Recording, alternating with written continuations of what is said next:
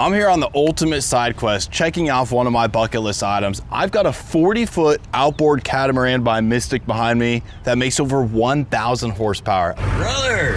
Let's go, dude. You ready to rip?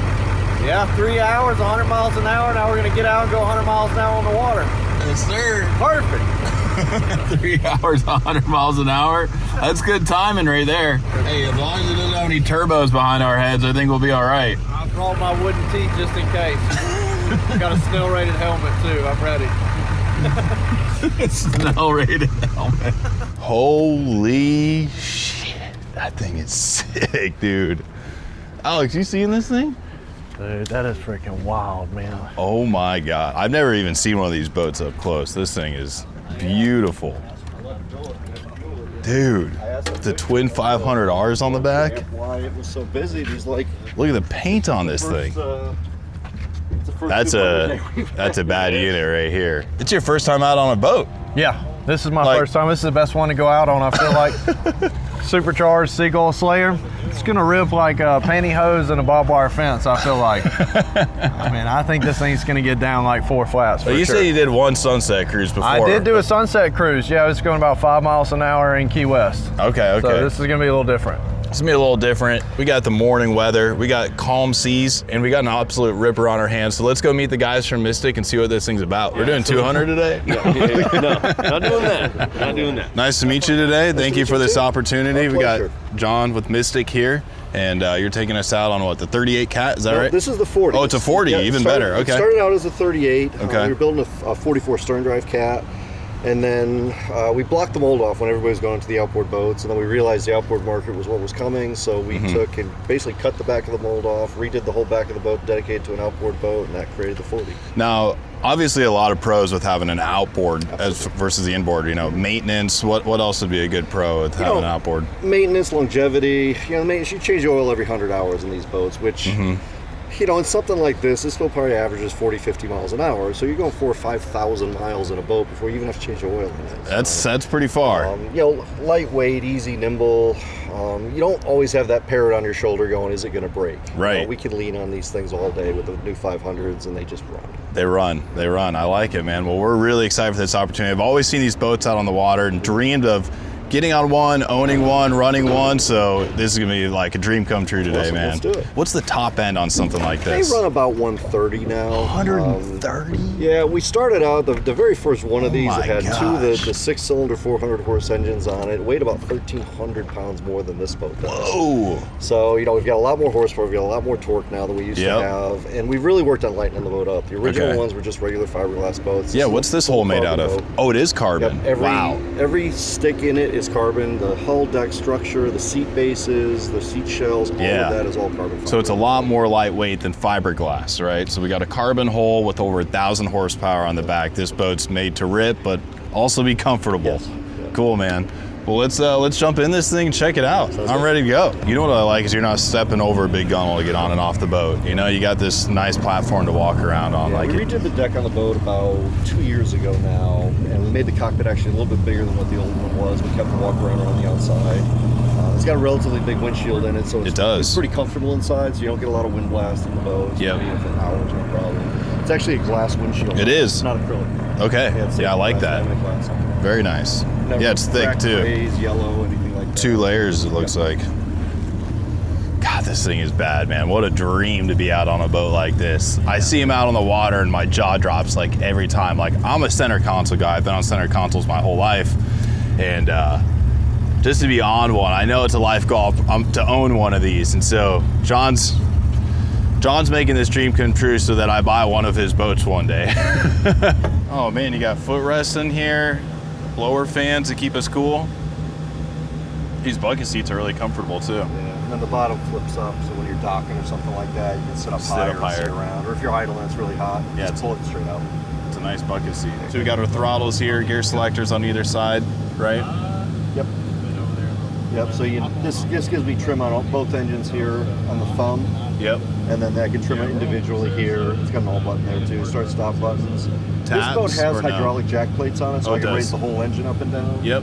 Which we're probably doing away with before long. We don't really need them anymore. When the boats were a little bit heavier and slower, you really kind of need it to adjust water pressure and stuff like that. But now that they're running so much faster, and these new 500s flow water a lot better. Yep. With that, we can fix it and forget it. I don't use the jack plates that much anymore. Your jack plates, trim, no tabs, right? No, we never put tabs in the cabs. They don't really need it. Doesn't need it. Alex, did you bring your boater's ed card? No, I have my EBT card and my SR22 insurance for my 3rd DUI, but I don't have my...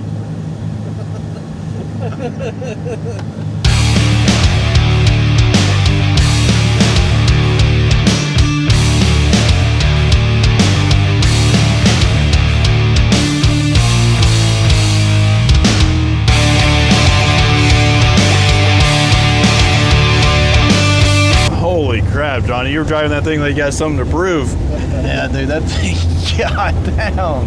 I just can't believe Serious. how smooth that is and quiet it is. Yeah, funny, like, at 100 we could hear you talking back Yeah, we can hear you guys talking just fine. It blows my mind because normally when you're going 50 on a boat, it sounds like you're in a tornado. Right, yeah. Yep. Man, it's that glass and the sleek hull, man. Yeah, the windshield helps out a lot. Did you guys develop this thing like with an AI tunnel type deal, or did you put it in a tunnel?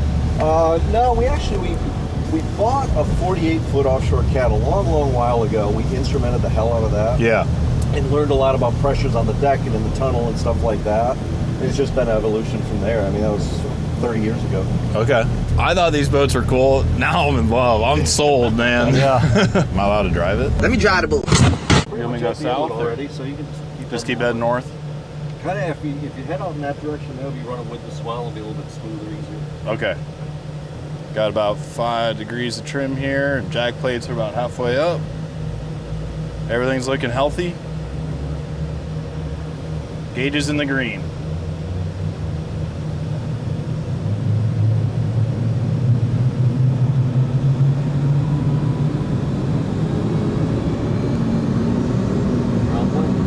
That's it? See, I'm used to the stepped hole feel, you know, where you like feel it jump up. Bow rise. Is it a stepped hole? Oh yeah. Yeah. Double step, big steps. Yeah, I'm used to like the big plane out. I mean, the bow comes up 5 feet Well, in it the air. just and- barely drags the tunnel in the back, so you got this huge trim tab in the back that helps force it over on the plane. Got it. But our tunnel's a little bit deeper than some of the others, so when you're running slow like this, you're not bouncing the tunnel on the water, so it makes it smooth. Got it. You know what I love is the feel of the cat, how you're just riding flat, you know? Versus in like a V-hole boat, you're tipping and turning, you know, like crazy. Everyone's holding onto the tower and grab handles. The one thing I like about this boat is I don't have to worry about a turbo exploding behind my head, right? Very true. I haven't told you guys yet, but in August, I've got my friend's bachelor party, and we're taking them to the Ozarks for the Lake of the Ozarks Shootout, which is a 3/4 mile. Is it a standing or rolling race? We start out about 40 miles an hour. Oh, you start out, so it's a roll race essentially, but it's one boat at a time. So you start out about 40.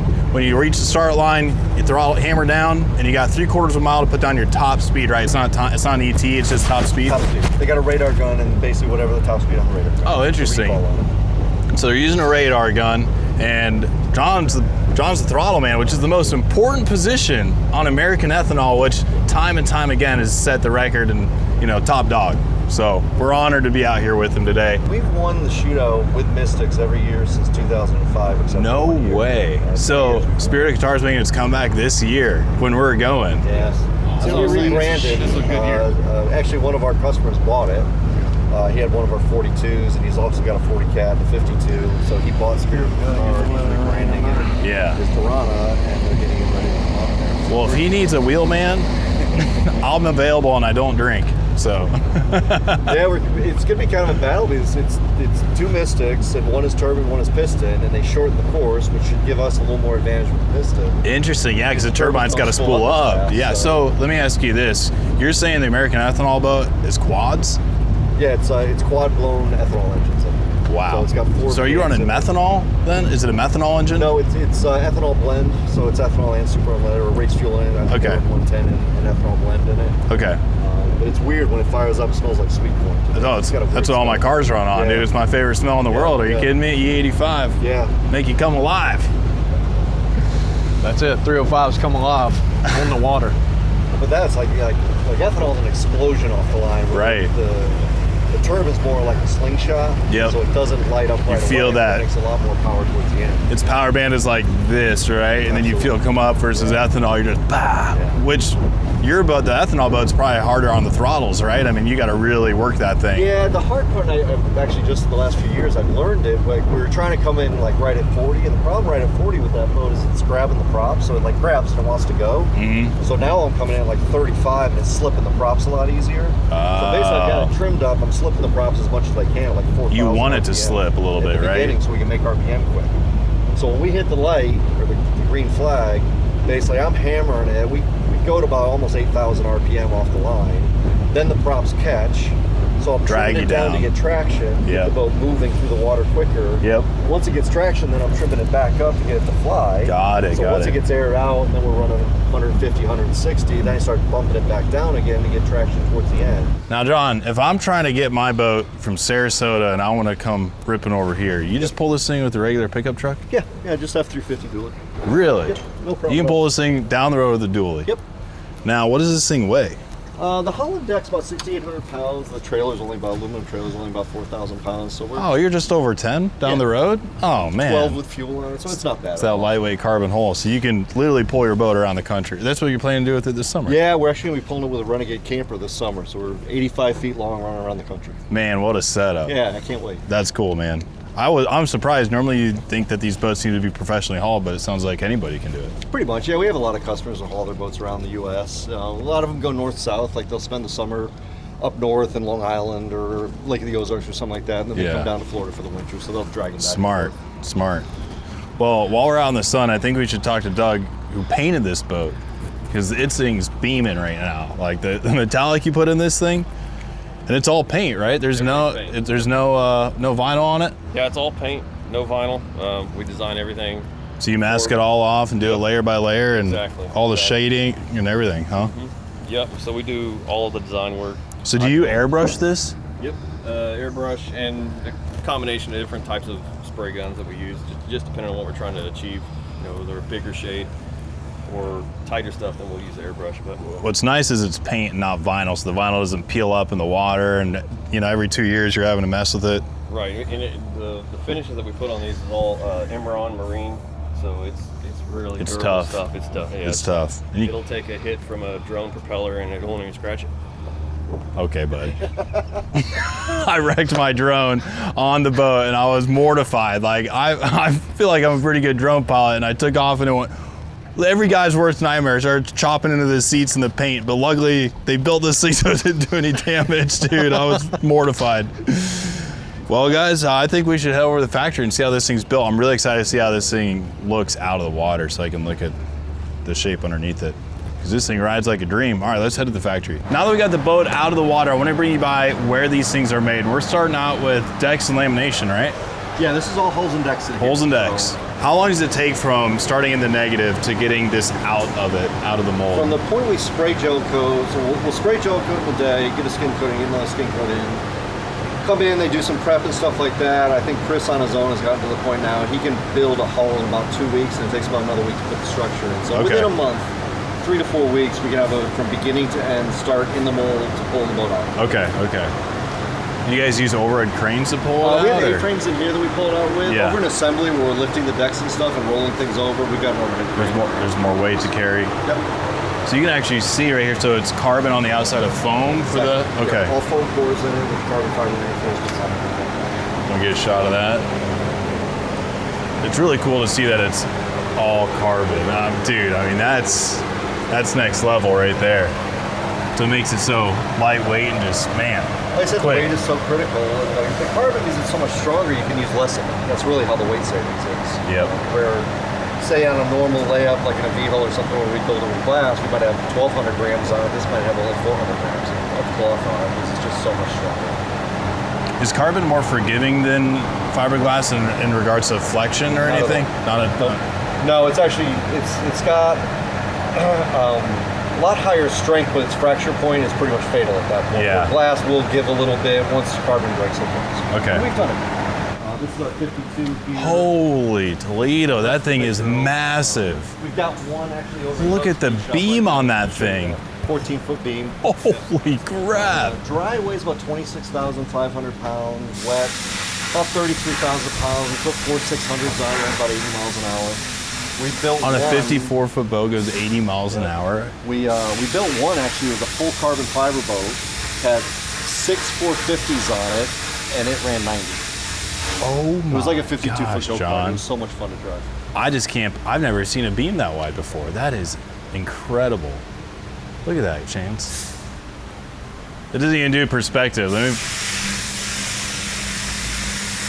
That's crazy, isn't it? 3 of me, essentially. So these are all seat shells for the cat. Yep. So that's what I was saying. The seat shells are all carbon. That's the So double did you seat wheels design in the back these there. and made your own molds for them? They're on those for The seats are super comfortable. So we build the shells and everything, and then we send them over PPI over to Sarasota, then they do all the coverings and everything on it. John and I were talking earlier this morning. We have a mutual friend who built a boat, and he reached out to John to get these buckets specifically because they're so comfortable, right? Kind of cool. Look at all the layers of carbon. The buckets are literally carbon fiber. So this deck just got started. So Yep. it's got the gel coat in it, it's got the skin coat in it. They're starting to lay the glass in now. This actually turns out it's our next demo boat. So this will be the next one to replace the one you rode in today. Okay. So we'll finish up. Is this going to be building the this one this summer. for that that's in the mold down on the other One end? ahead, so that one will come out. That goes with the deck that's out front, and this Yep. will go with the next hull in there. So this boat will debut at the Fort Lauderdale Boat Show in the fall. So we usually we build all our demos through the summer, and then we'll debut them through the boat show season. We do the Fort Lauderdale show in the fall. We've been doing the St. Pete show in January, but the weather's been a little bit iffy there in the winter. And then we do Palm Beach in the spring, and then we start selling the demos off in the spring. We keep one usually that we run through the summer. Like the last 2 years, we kept the 52. This year, we're keeping a cat to do the tour with the cat. Smart. Now, how long is this infusion process for the same timeline? 3 to 4 weeks? Decks are a little bit quicker because you don't have to put all the structure and stuff in it. Yep. So, and the core fitting it's not as critical where we got gaps in here. It's just on flat panels. On the hull, from basically the rub rail to rub rail all the way around, it's got full foam core in it. So there's a lot of fitting to it. Yep. But we've really dialed that in with the NC mill that we put in a couple of years ago. So Oh, you got a foam mill. any little adjustments or anything we need to do, we can do it right in the computer. That's and cool. then we can do it on the fly. So you're cutting all this foam here on We cut site. everything. Smart. Yep. And See with the that? 52, we actually started doing all our cabinetry on the mill in-house too. Nice. What are these things? These are for spraying fiber? The gel rigs. So that's Okay. to spray the gel coat in the mold, and then we'll use it also to spray resin on top of the chopped skin mat that goes in there. Yep. We don't use chopper guns or anything like that, but we use it to wet out the cloth. Okay. When you say chopper gun, that's what chops up the It fiber actually and chops the sprays fiber and it. sprays it in. Yep. We don't do any of that because it's just So we're ma- so weight critical. Yeah. That we can't have somebody just saying, okay, that looks like about a month. It's gotta be a This asymmetric hole on the cat allows this sharp edge all the way down. You could probably explain a lot better, but allows the boat to cut and turn at 90 miles an hour and hold its place instead of sliding out. You want to explain that a little bit better than me, John? So basically the boat's up on the cushion, it's taking air down the tunnel. It compresses as it goes back, so then you're up. And then, like you said, the tight edge on there, that's what hooks into the corners, makes it bank really well. The nice thing with our boat is they lean into the corners really, really well. You can turn this boat 80, 90 miles an hour. Our rolled 50-foot race boats, we could turn those at 130 or so. So look out of the tunnel. It's higher here. Like if the water was the floor, it's higher up here than in the back, so the air compresses and it gives you that cushion to help the boat float better. Look at the paint on this thing. Yeah. Did you paint this thing? He painted everything in here. Damn. So this is a 38. Customer had a 38 before this with quad 450s on it, and when the 500s came out, wanted one with 500. So Yeah. this one's run 103 miles an hour. 103 miles an hour for a center console? Acceleration's absolutely brutal on it. Look at this thing. 2,000 horsepower on the back of a center console. Look at the rigging on those. Do all the 500Rs have this when you run a multi-engine? Does all the 500Rs have this external rigging? Yeah, when you start approaching 100, then they make us put the rear tie bars on it. Okay. This orange is sexy. That one's out of Jersey. Yeah. You guys see that orange? We've got them all This over one the place. Yeah? This color in the sun is. Oh, dang. I like the metallic you use is a really fine metallic instead of that thick stuff you'll see, you know what I mean? Like a McLaren color. Yeah, it is, and it's really evenly laid. Like it's, you know what I mean? It's just it's so sweet, man. Thanks. Wow. I'm blown away.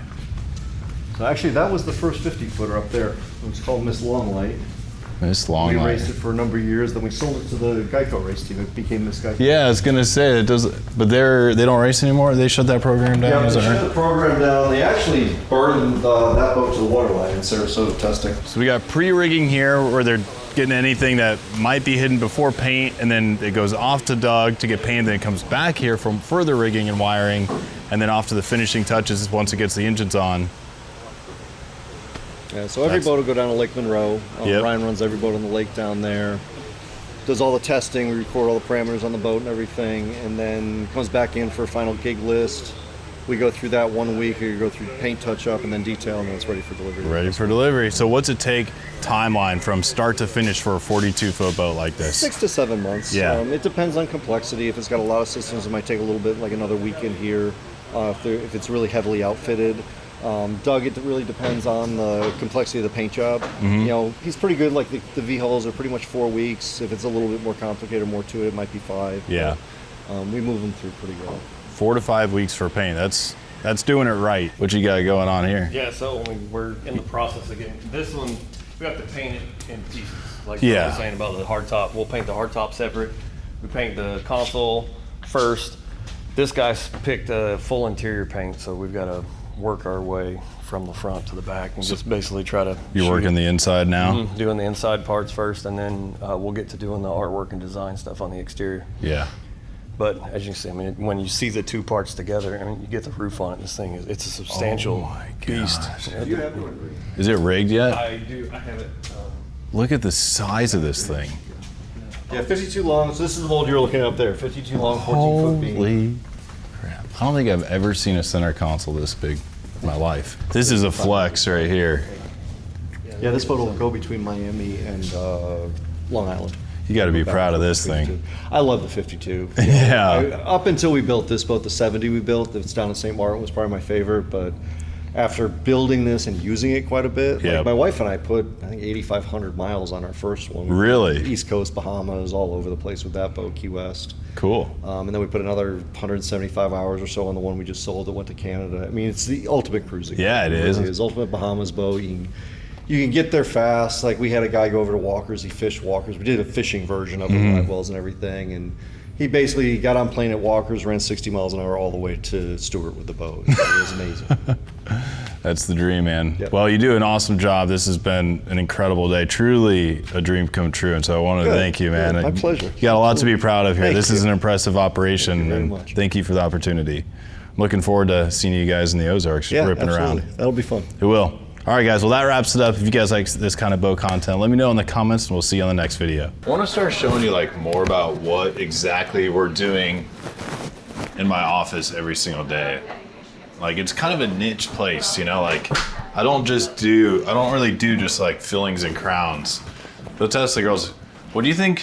What do you think we should show the viewers today? Like what we do? Should we show them like implant supported denture, like screw retain, snap in? What do you think?